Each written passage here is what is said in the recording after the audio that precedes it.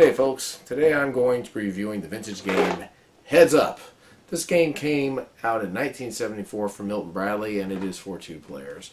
Now Heads Up is a fun with numbers game, and what you're going to be doing is you're going to be trying to use dice with numbers on them to try to make different math combinations on a little tray. This game is an educational tool of sorts, but it's a lot more than that once you start playing it. So without further ado, let's show you Heads Up. Okay everybody, let's show you the components. First of all, please forgive me if my voice is a little raspy. I've been dealing with this pesky cold. But anyway, here are the components. First, you got a 2-minute timer over here, and you also have these dice, and there are 14 dice, and I believe they range from numbers 1 to 15. And then, of course, you have your tray here, and as you can see, there's these blank spaces with your plus, your equal, your multiplication, and your division sign. What you're going to be doing is you're going to roll these dice once, and you're going to be trying to fill in these spaces to make these different math combinations. So, for example, if you have a 6 and a 2 here and an 8, you'll be able to put a 6 and 2 and the 8 in here, and then you'll be able to do the same with the rest of them. Now, the bottom 2 are a little interesting. What you have to do is you have to try to come up with a combination that both equal the same number. So if you had 3 times 3 over here, and you had a 6 plus 3 over here, or it could be minus, it could be 11 minus 2, or just whatever would equal 9 in this case, then you would be able to fill out all these. And the same with the division.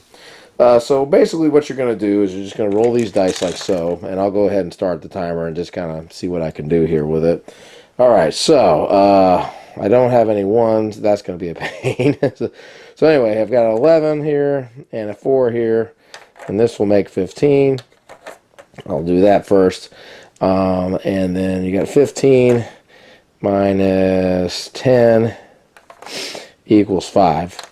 Now, what you're obviously trying to do is you're trying to use all these dice to fill in all these spaces. What you're going to do at the end while you're scoring is you're going to count the points. Any of the dice that you have here, you're going to count the points for the numbers that are showing. However, any dice that you did not use, you're going to count those up and then subtract that number from your total score. So anyway, I'll go ahead and continue here. Let's see what I can do here. Let's see. We have a 6. Okay, I got 3, then times 2. So now I got to find something that equals 6, and I can do 8 minus 2. And so this leaves me this. Believe it or not, like this the second time. 4 divided by 4 equals 1, and 7 minus 6 equals 1. Well, that rarely happens. So anyway, I actually just completed it. Now, the instructions say, in this case, what you're going to do is you're going to add up all the dice that are on here and give yourself a 50-point bonus. Anyway, let's just say, for example, I happen to have a 5, and I happen to have, say, another 15 over here when I finished. What I would end up doing is I would add up all these, total of all these dice, and then I would subtract these 2 numbers. So whatever score was here, I would go ahead and subtract 20 points. And so then it would go to my opponent, and they would go ahead and do the same thing. And you can just play as many rounds as you want to. And basically the winner of the game is the one that has the highest score in a set amount of rounds. So my final thoughts on Heads Up. Well, first of all, when you look at the box and you look at the picture, you think, oh, this is just a kid's game. This is going to be easy. Not so much. Let me tell you, this game is rather challenging at times.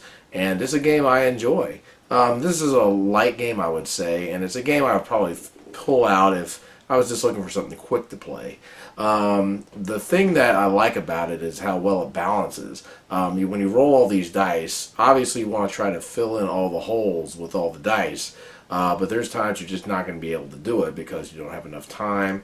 And then you have to figure out, okay, which dice do I want to try to get rid of? Obviously you want to try to get rid of the higher numbered dice. And usually what I do is when I'm playing it is I'll try to use those first. But then I've got all these other dice that may have like medium numbers, say as an 8 or a 9 or something like that. And I got a lot of those. So do I want to go back and try to get rid of the 14 and then try to use more of the 8s and the 9s? So there's a lot of thinking that goes on in this game. Now when I first found this game, I found this at a thrift store. When I looked at it, I saw the kids on the thing. I said, oh, it's just a kid's game. But then I looked and it said that it was for ages 8 and up. So I thought, okay, well, if it's for kids that age, it might actually be a pretty cool game. And it actually is a pretty cool game. It's also a little educational tool, as the box says. I could definitely see using this game to help children with their math skills and trying to quickly come up with different combinations to make different sums or differences or what have you. So this game works well, I think. It's not that expensive, I don't believe. I think it's about $10 on eBay, if that. I got this, I think, for maybe $1 or $2. But it's a cool little game. I like it. So anyway, guys, that does it for me. I hope you all have a great day and keep on gaming.